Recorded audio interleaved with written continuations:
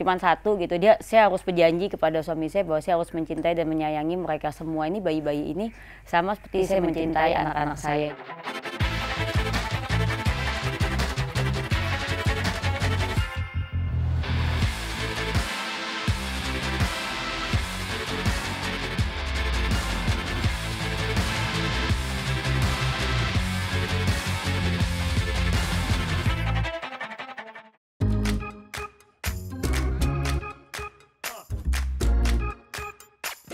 Ini namanya Tristan. Yang pertama ini Bianca, ini yang kedua.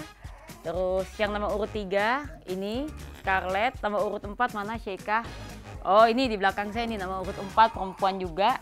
Terus 5 Dallas, ini Dallas lagi belum tutup. Nomor urut 6 ini Beverly, nomor urut 7 Rades, ini Radeska 7, nomor urut 8 mana 8?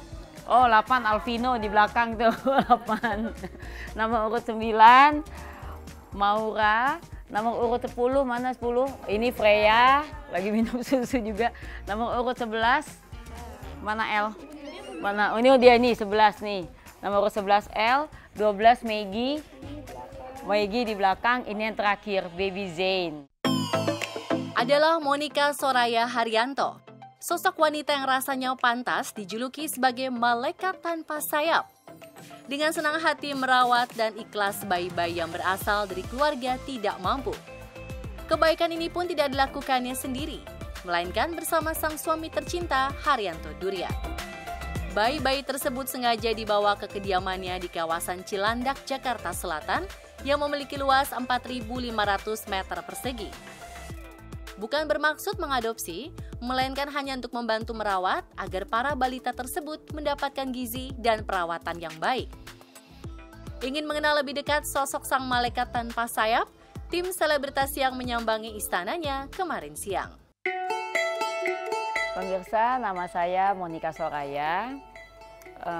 Saya ini sebetulnya kalau dibilang pebisnis, saya juga punya beberapa perusahaan, tapi saya lebih senang disebut sebagai aktivis sosial.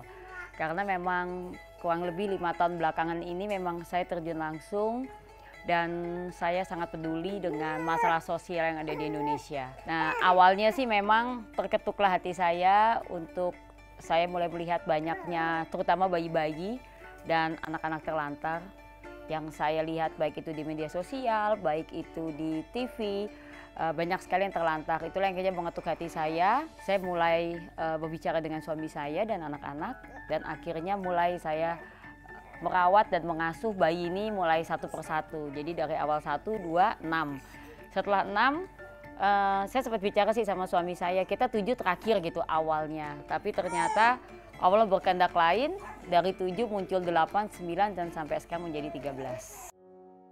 Dikisahkan bayi-bayi yang diasuhnya itu memiliki latar belakang berbeda-beda. Mulai dari orang tua yang tak sanggup memberi makan, hingga bayi yang lahir di luar nikah dan dibuang. Semuanya sih berjalan begitu aja ya Mbak, karena memang seperti saya bilang, seperti udah jalannya dari Allah. Jadi ada yang menghubungi saya, seperti juga bayi yang pertama. Semuanya seperti misteri buat saya. Jadi di saat saya punya niat ingin mengurus anak-anak ini, mengurus bayi-bayi ini, tiba-tiba sama Allah dimudahkan semua jalannya. Jadi tiba-tiba semuanya juga begitu, saya tidak pernah mencari kemana, tapi mereka langsung menghubungi saya. Dan saya mulai membiayai mereka dari mulai di kandungan sampai dengan mereka lahir dan akhirnya menyerahkan bayinya kepada saya untuk saya rawat. Seperti itu prosesnya. Jadi saya tidak kenal mereka, mungkin mereka yang kenal saya, terutama setelah ini viral yang ke-6 kan banyak sekali gitu. Jadi saya tidak mengenal mereka, apalagi bertemu langsung tuh nggak pernah Mbak. Jadi saya hanya percaya, jadi mereka bilang bahwa mereka tidak punya biaya untuk makan aja susah, apalagi di zaman sekarang ini ya Mbak. Keputusan Monica dan suami merawat bayi-bayi tersebut bukanlah dengan alasan karena belum memiliki keturunan. Pasalnya, pasangan inspiratif ini sudah dikaruniai 4 buah hati. Meski ia hanya membantu merawat, namun cinta kasih yang diberikan diakui tak ia beda-bedakan. Layaknya seorang ibu, Monica merawat ke-13 anak tersebut seperti darah dagingnya sendiri. Sebetulnya dari awal saya mempunyai niat seperti ini, salah satu pesan dari suami saya itu cuman satu gitu. Saya harus berjanji kepada suami saya bahwa saya harus mencintai dan menyayangi mereka semua ini, bayi-bayi ini, sama seperti saya mencintai anak-anak saya.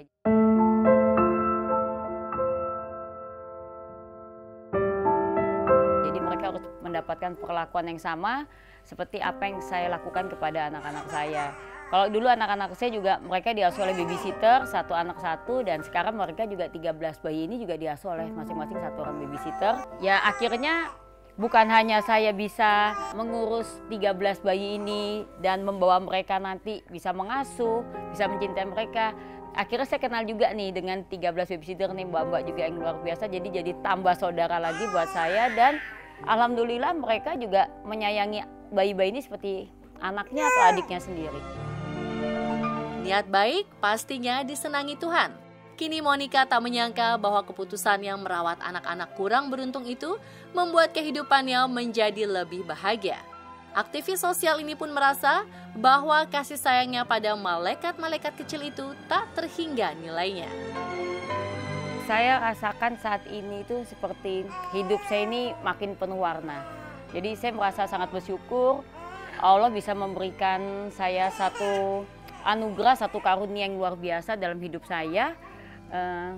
Dan saya merasa hidup saya menjadi lebih berarti. Jadi pada saat saya melihat mereka tidur, di saat saya melihat mereka ketawa, senang, jadi saya merasa apa yang Allah berikan kepada saya selama ini nih menjadi lebih bermanfaat. Kini tak dimungkiri nama Monica Soraya Sohor sebagai wanita berhati malaikat dari Cilandak. Lantas apa saja yang telah ia siapkan untuk para bayi itu di masa depan? Oh, banyak sekali. Jadi bukan cuma ke saya, jadi ke staf saya, ke admin saya juga. Jadi kan anak-anak ini juga saya sudah persiapkan dari kecil ya Mbak. Mereka semua sudah siap-siapkan dari kecil bahwa saya bukan hanya bisa mengurus mereka, memberikan mereka kasih sayang, memberikan mereka fasilitas di sini, tapi saya sudah mempersiapkan masa depan anak-anak ini. Salah satunya nih yang udah kita launching ada beberapa produk di mana anak-anak ini udah saya persiapkan dari kecil untuk jadi pengusaha-pengusaha kecil. Merasa bahagia bisa merawat banyak anak di rumah, membuat wanita lulusan arsitektur dari universitas ternama ini bercita-cita memiliki sebuah panti asuhan. Bukan tanpa alasan, hal ini diakui karena ia teringat pada pesan sang ayah untuk selalu berbagi pada sesama.